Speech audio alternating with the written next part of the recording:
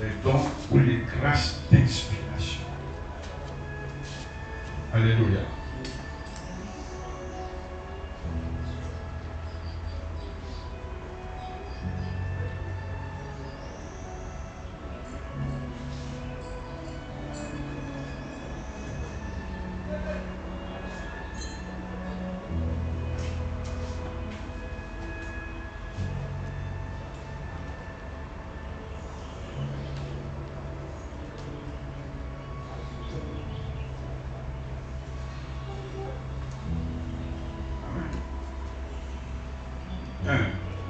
Première, ce sont de quoi? C'est une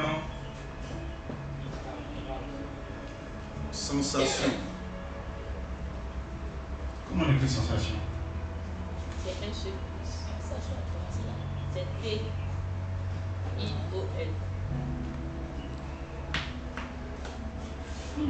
Sensation, c'est ça? Quoi ça? Elle a fait la T-I-O-N. C'est un S-O-S. Au milieu,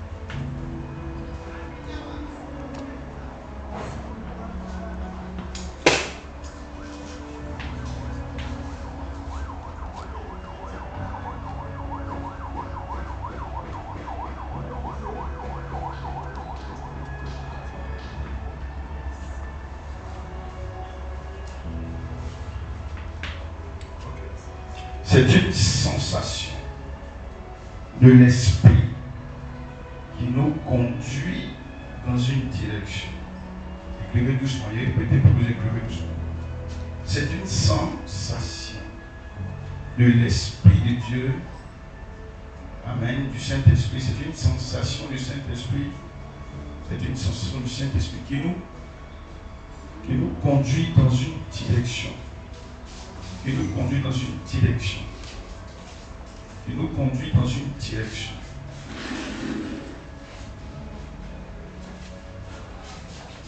Pour parler de la part de Dieu.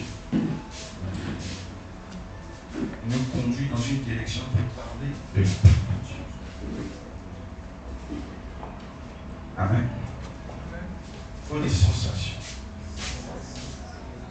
Peu moins des sensations. C'est une sensation de l'esprit. Amen. Qui nous conduit dans une direction pour parler de la part de Dieu. Comment il faut dire Amen. Amen. Amen. Amen. Amen. Amen. Comment? C'est une sensation de l'esprit. Tu sens ça. Il faut dire Amen. Amen. Tu sens ça. Comment il faut dans ça? Dieu il est là. Dieu il est là. Dieu il est là. Tu comprends, non? Ça vient comme ça. Et puis tu es sûr, tu sens que Dieu veut que tu parles. Dieu veut que tu dis quelque chose. Il est là. Vous n'avez qu'à prendre Dieu au sérieux. Vous n'avez qu'à prendre vos vies au sérieux. Amen. Dis Amen, pardon. Amen. Donc, tu sens ça. Et puis tu es poussé à dire.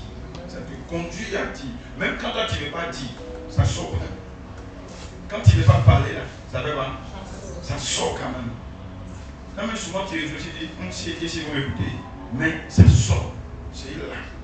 Ça te pousse, ça te conduit à dire quelque chose. Ça te conduit à parler. Il faut dire même pas. Donc c'est cette sensation qui est là. Tu sens ça, que tu dois parler. Tu sens que Dieu veut que tu dises quelque chose à quelqu'un. Tu sens que Dieu veut que tu dises. Tu annonces, tu parles.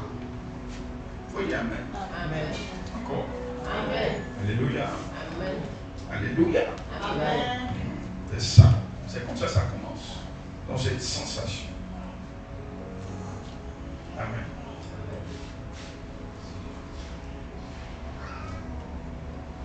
Lui seul, là, je vais expliquer un peu parce que c'est ce qui se passe le plus dans une église prophétique. Une église prophétique. Vous savez, une église dont le leader est un prophète. Et les gens l'onction prophétique. C'est ça qui se manifeste le plus. C'est un don d'inspiration. Une sensation qui vient. Tu sens une force qui te conduit. Qui veut que tu parles. Qui veut que tu dises quelque chose à quelqu'un. Amen. Amen. Aidez-moi à dire sensation. Encore, répète les sensations. Tout le monde répète sensation. Alléluia. Souvent, même tellement cette sensation est réelle, tu as envie de pleurer quand même. Il parle et puis tu pleures. Tu parles et puis tu pleures. Tu parles et puis tu es en colère. Tu parles et puis tu as la rage. On dirait que tout le monde a fait quelque chose contre toi. Donc c'est la sensation qui est sur toi. Souvent tu sens la pitié. Tu sens qu'il faut dire. Il faut cogner sur le péché. En fait, tu sens ce que Dieu ressent. Donc tu sens ça. Et tu veux dire, si Dieu a mal, tu sens que Dieu a mal. Si Dieu veut, si Dieu voit le désordre, Dieu te fait sentir ce désordre et tu parles. Tu dénonces ce désordre.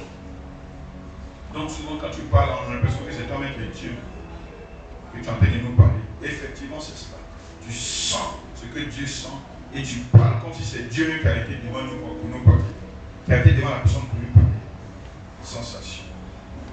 Amen. C'est pourquoi souvent cette sensation se mélange à nos sentiments.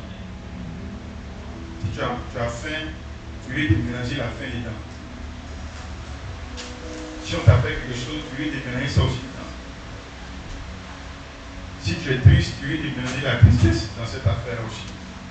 Donc, c'est une sensation qui nous pousse. Ça te conduit. Il t'appelle pas. Donc, imaginez-vous le prophète.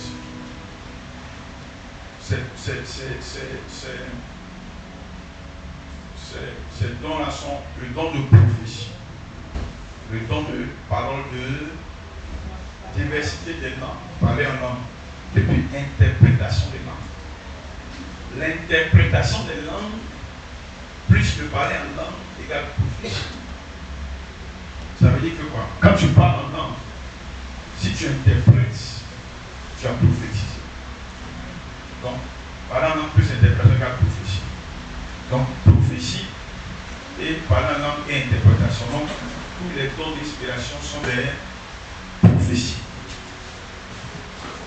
Tous les dons d'inspiration sont des quoi? Des prophéties. Donc, il faut que vous sachiez ça pleinement. Amen. Donc, c'est une sensation qui te pousse ou qui pousse quelqu'un à parler.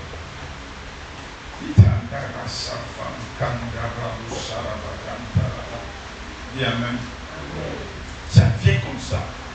Et puis ça te pousse à parler en langue. Amen. Ça vient. Une sensation. Tu sens que tu dois parler. Dis amen. Donc tu te demandes de parler en langue, automatiquement tu engages.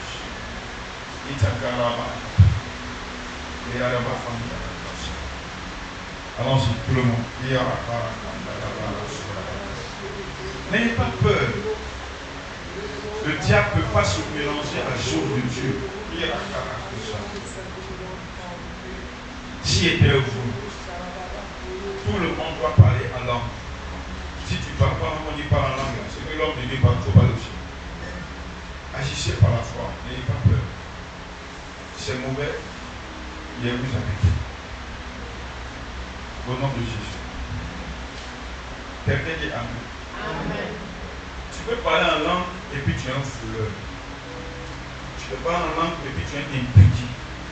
Tu peux parler en langue et puis tu es un escroc. Champion même du monde d'escroquerie. Mais ça n'empêche pas que tu parles en langue. C'est ça souvent qui est bien dans la tête des gens. Le parler en langue est un ministère extraordinaire que Dieu nous donne. Mais on va développer ça après, si Dieu le permet. Donc, une sensation de parler, de pouvoir parler. Tu ne sais même pas pourquoi tu parles, mais c'est là que tu sens que tu dois parler. Tu ne sais même pas ce que souvent ça veut dire, mais tu parles seulement. Ainsi parle l'Éternel. Tu es devenu éternel comme ça. Dieu dit, tu es devenu Dieu. C'est toi, Dieu te voit pour te parler à toi. Est-ce que vous comprenez comment le diable se moque souvent de ce don, de cette grâce-là, parce qu'il sait que c'est par ce don-là que Dieu confond. Il confond le monde. Il confond le monde. Les gens se disent c'est des bêtises. Comment des chrétiens peuvent parler là-bas, on se moque de nous. À cause il y a un comédien à la télévision qui n'est pas. Il s'appelle Dépépignan façon. Lui, quand il vient, il commence à parler du Saint-Esprit en langue, il fait comédie. Il regarde tous les comédiens sauf lui. Parce qu'il s'amuse avec le Saint-Esprit et quand on parle, ils s'en foutent. Donc, jamais les comédies ne sont pas là. Et puis il fait semblant de parler. Il s'amuse avec la langue du Saint-Esprit. Si vous voulez ce comédien-là, je vous dis, on va vous chiffler. Parce que, tu dis quoi? Non, laissez-le d'abord. Lui, c'est un serpent, un agent du diable pour confondre l'église et pour amener les gens à douter de la présence du Saint-Esprit. C'est des blasphémateurs. Cela, leur jugement est très grand. Pour le diable, ce que le diable faisait, il ne sait pas. Est-ce que vous comprenez? Donc, on peut tout jouer comédie, mais s'amuser avec la présence du Saint-Esprit. Est-ce que vous comprenez? Ça, c'est grave. Donc, il regarde tous les comédiens, mais dès qu'il voit son diable, il écoute. Il n'a même pas senti que quelqu'un joue avec le Saint-Esprit. Mais amusement même. Tu peux t'amuser avec Dieu. Même tu peux faire comédie sur Jésus. Mais quand tu arrives sur le Saint-Esprit, tu parles en langue là, ça me fait tellement mal que j'attends un jour et puis il n'y a pas de tout. Vous comprenez? Les gens le financent même pour ça. Pour dénigrer l'église et la présence du Saint-Esprit dans l'église. Le parler en langue est tellement pour eux, c'est tellement bête que les pasteurs s'amusent. Parce que quand on parle, ils pensent que c'est du jeu. Donc eux aussi, ils peuvent répéter les mêmes choses et puis parler. Pourtant le diable là, utilise les serpents, les démons, les divinations, les esprits pour pouvoir chercher à confondre les gens. N'ayez pas peur. Quand tu es chrétien, tu es dans la présence de Dieu, il faut libérer, il faut parler en langue. Au nom de Jésus.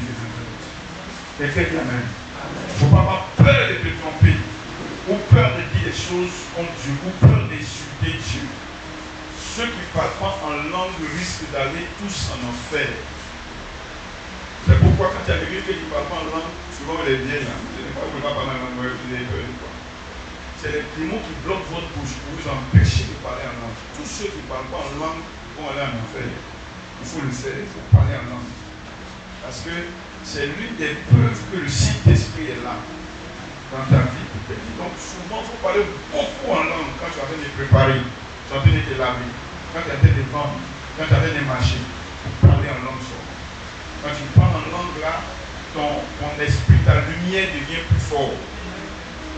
Est-ce que vous comprenez? Quand tu parles en langue là, ton bouclier devient plus fort.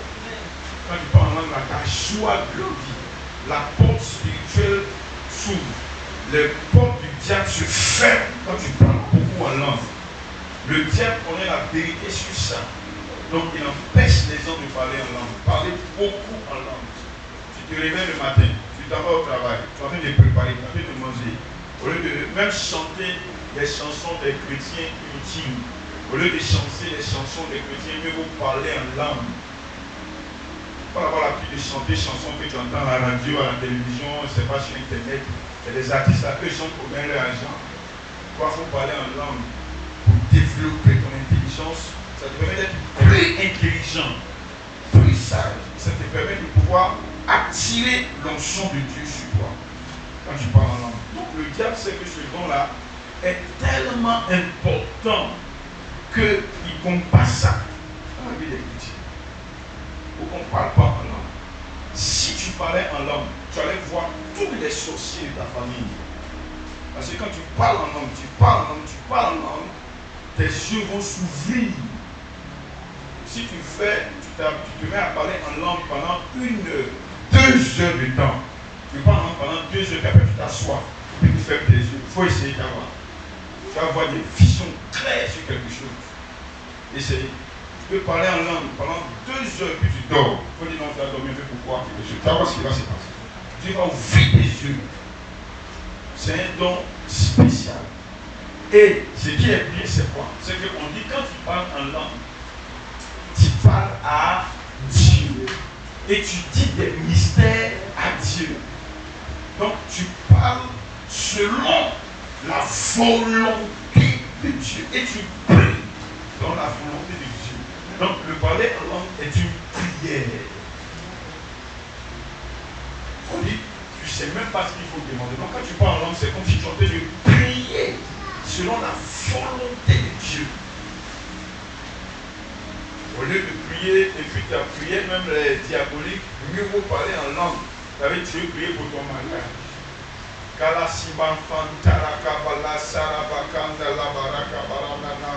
Au nom de Jésus, Amen. Tu as prié parfaitement pour ton mariage.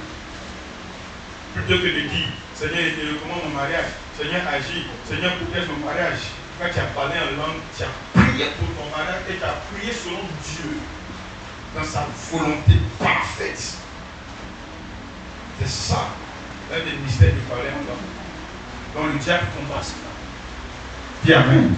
Maintenant, parler en langue, c'est un message de Dieu pour toi. Ou c'est un message de Dieu pour ta famille. Ou pour quelqu'un. C'est une pensée de Dieu pour toi. Ou pour quelqu'un. Maintenant, quand tu interprètes, ça devient une prophétie. Donc, ce qui veut dire que quand tu ne parles pas en langue, tu es hors de la volonté de Dieu. Parce qu'il y a des choses que Dieu veut te dire que tu n'es pas dedans. Il y a des prières que tu dois faire que tu ne fais pas. Au lieu de prendre ton temps à causer, bavarder, regarder des vidéos, des films, il faut prendre des heures à parler en langue seulement. Bien, c'est ce qui fait qu'il n'y a pas un sorcier de ma famille que je ne les connais pas. Eux tous, je les connais. Tous, je les connais. Dis Amen. Est-ce que vous comprenez? Et je les vois. Chaque personne par nom, leurs enfants, leurs petits-enfants, eux tous. Parce que mes yeux sont ouverts sur tout ce qui se passe. Il faut connaître la volonté de Dieu. Par le parler en langue, tu connais la volonté de Dieu. Dieu te montre sa volonté pour toi. Et tu sais. C'est pourquoi moi j'ai arrêté de dire, je ne sais pas mon avenir, je ne sais pas ce que Dieu me réserve. Je sais tout ce qui Dieu me réserve. Je sais tout ce qui doit m'arriver. Je suis surpris par rien. Parlez beaucoup en langue, tu allez voir ce que Dieu va faire de toi. Oui, c'est important. Donc, retenez que c'est une impression, une sensation que Dieu te donne de le faire. Une fois que tu arrêtes de parler en langue, que tu commences à bavarder avec les gens, à causer, à parler d'actualité, de politique, tu perds ta puissance spirituelle et tu t'enfermes dans la mort. Les démons vont te récupérer après. Maman qui dort, tu es fatigué. Dis Amen. Alléluia. Hein? Maintenant, ces dons d'inspiration ont une particularité. Ça veut dire quoi? Ils sont manifestés de façon graduelle. Le mot est là, après expliquer bien le mot après. Ils sont manifestés de façon graduelle.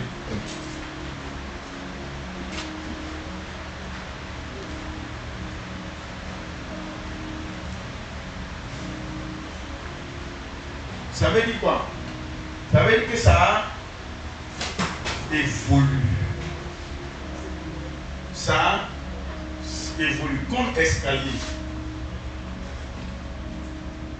On a les mêmes mots. Comme escalier. Ça se manifeste par graduation. Ça évolue. Et Amen. Donc, au fur et à mesure, si toi tu n'as pas fait le premier pas, tu ne peux jamais avancer. Dis Amen. On dit Amen. Amen. Si tu n'as pas fait quoi? Le premier pas, tu ne peux pas avancer. Dis Amen, pardonnez. Amen. Donc, toi tu fais quoi? Le premier pas et l'escalier se forme. C'est comme un escalier invisible. Mais on dit c'est pourquoi il faut lever un pied. Dès que tu lèves un pied, en même temps que se passe, l'escalier apparaît. Il faut me dire Amen. Amen. Maintenant, deuxième marche là, tu ne vois pas. Mais quand il lève deuxième pied, en même temps, ça fait quoi? Ça vient. Quand il lève troisième pied, ça fait quoi? Donc quand tu regardes là, tu ne vois pas l'escalier, donc tu as pensé qu'il y a rien. Mais Dieu dit, soulève ton pied seulement. Dès que tu soulèves, en même temps l'escalier vient. C'est pourquoi beaucoup de personnes ne veulent pas parler en langue. Parce que c'est l'impression qu'il n'y a rien dans ta tête. Mais quand tu dis, Rakamandala, au fur et à mesure, les mots font quoi? Ça sort seulement, ça coule. Donc si toi tu n'as pas commencé à parler, tu vas penser qu'il n'y a pas de mots dans ta bouche. Mais quand tu commences, automatiquement, ça vient. Même chose comme prophétie. Si tu n'as pas commencé, tu n'as pas eu la foi pour aller vers une femme. Elle dit, ainsi parle le Seigneur. Dieu te montre bien. Pour que Dieu te montre, il faut avoir l'audace de commencer. C'est-à-dire qu'il faut faire un premier pas. L'escalier vient. C'est un escalier invisible. Donc tant que tu n'as pas soulevé ton pied, ça n'apparaît pas. Il faut soulever l'autre pied pour que ça vienne. Voilà pourquoi beaucoup de personnes ne prophétisent pas. Parce qu'ils se disent que tu dois d'abord recevoir tout le message avant de commencer à prophétiser. C'est pas comme ça. Il y a l'évolution. Il faut commencer. Et puis Dieu maintenant commence à ouvrir le chemin devant toi. C'est ce que j'expliquais comme dans le noir. Tu as une voiture.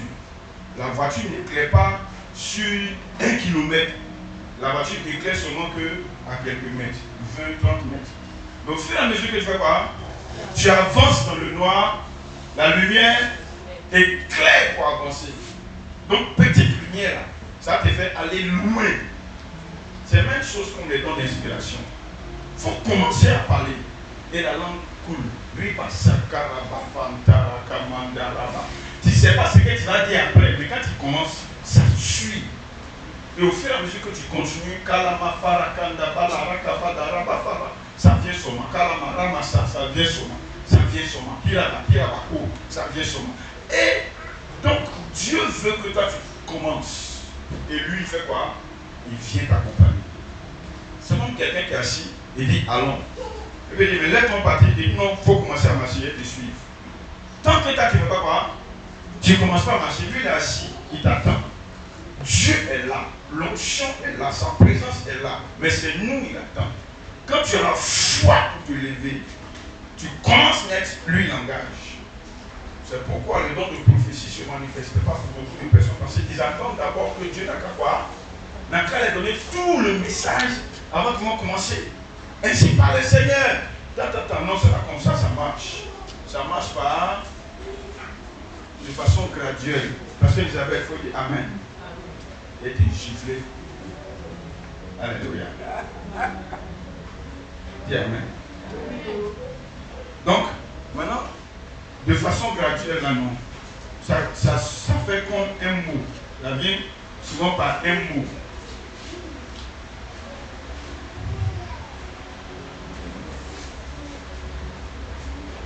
Souvent, c'est un mot. Ba. C'est quel mot ça va?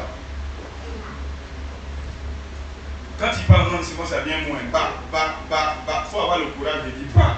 Après, bala va venir. Après, baba va venir. Mais si tu as peur de dire ba, il faut se moquer de moi. Tu n'as pas parlé où? Tu n'as pas parlé. Or, quand tu commences, c'est là que maintenant, après, Dieu commence à ouvrir le champ pour que tu puisses développer ça. Dis Amen. Dis à ton voisin, il faut commencer, Dieu va faire. C'est comme si on dit, il faut mettre seulement la clé. Et puis tourne. Est-ce que quand tu mets la clé dans la porte pour tourner, est-ce que tu vois comment le truc est en train de tourner pour ouvrir la chose? Mais il y a un mécanisme dans la cellule qui se déclenche. Quand toi tu tournes seulement, tu tournes seulement. Quand c'est fini, la porte est ouverte. Mais si tu n'as pas mis et puis commencé à tourner, qu'est-ce qui va se trouver? Rien ne va se passer. Tu as la clé, mais tu n'agis pas. Dis Amen. On dit Amen. Amen. Ça va? Donc, ça peut venir par un mot. Dis Amen. Amen. La prophétie peut commencer par un mot. Ça peut commencer par un mot. Ça peut commencer aussi par quoi? Une idée.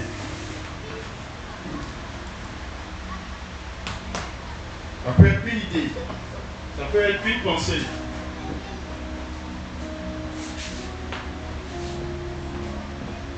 Une pensée. Il faut faire la différence entre une idée et une pensée. Je vais vous expliquer ça bien après.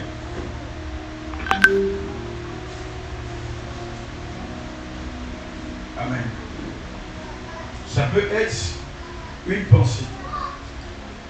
Une idée, une pensée. Les deux là, idée et pensée, ce sont des images. Des images intérieures.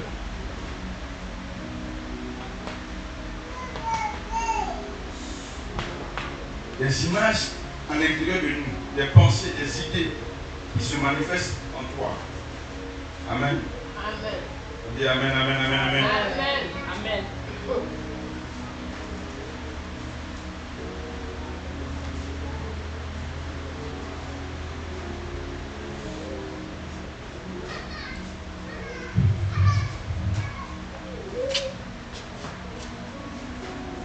Le plus extraordinaire dans ça, dans cette évolution des choses-là, c'est une conviction. Conviction. La conviction, c'est ça qui fait que quand quelqu'un parle de la part de Dieu, quand même il les regarde et puis il demande, c'est Dieu qui te parle. Lui, Dieu m'a parlé. Dieu qui est assis au ciel, sur son trône, c'est lui qui avait dit ce que tu as dit là. Lui, c'est Dieu qui te parle. C'est une conviction. Et amen. Tu es convaincu et puis tu parles de sa part.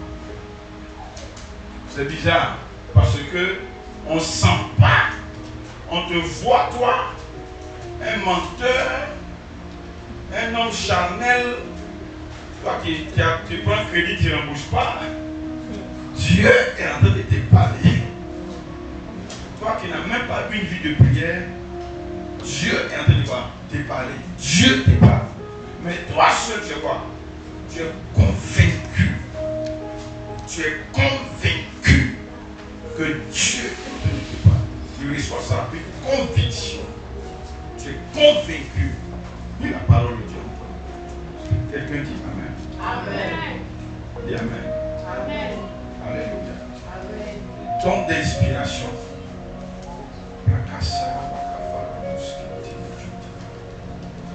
Amen.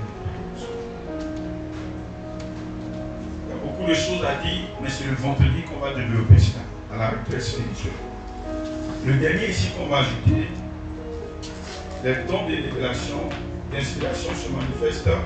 Spécialement, il va parler un peu de la prophétie. La prophétie. La prophétie. La prophétie.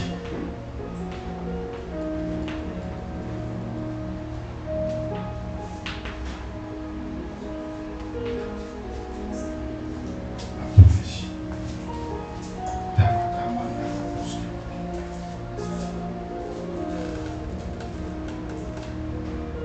Ce qui est clair, j'ai toujours enseigné que la prophétie ne révèle rien. Il n'y a aucune révélation dans la prophétie. Sinon, c'est une parole de connaissance.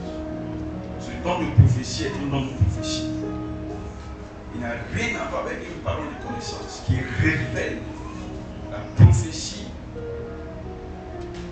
a trois buts: inspirer, conseiller, consoler. Ça veut dire que quand on prophétise, on vient pour conseiller quelqu'un, pour consoler quelqu'un. Amen. Amen. Et pour avertir quelqu'un d'un danger, pour l'avertir de quelque Dieu va lui faire s'il ne change pas de vie.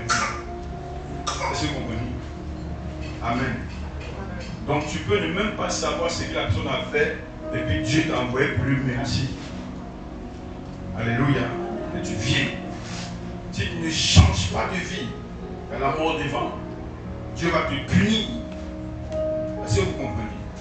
Donc la prophétie n'a pas de révélation. Si elle a une révélation, ça devient une parole de sagesse ou de connaissance ou de discernement des esprits. La prophétie, maintenant la prophétie se manifeste, c'est-à-dire elle se produit à cause de certaines choses. La prophétie se produit à cause de,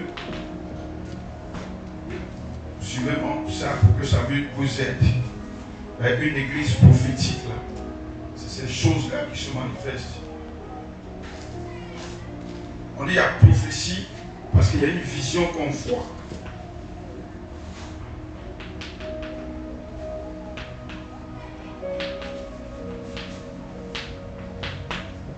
Une vision qu'on voit. Dis Amen. Amen. Qui non a reçu.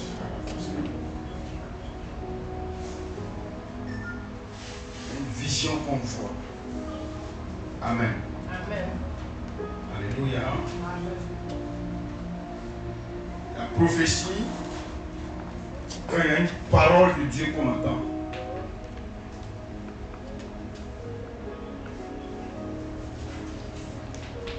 Une voix, pardon, de Dieu qu'on entend.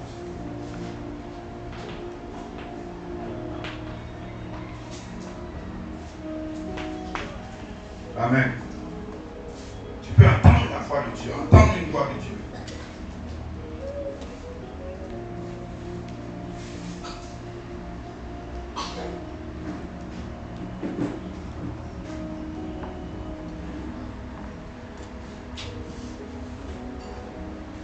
Entendre la voix de Dieu.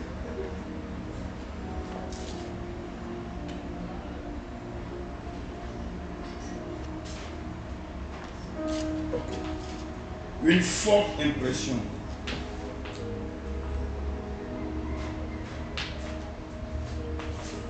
Qu'on a. Tu sens une forte impression.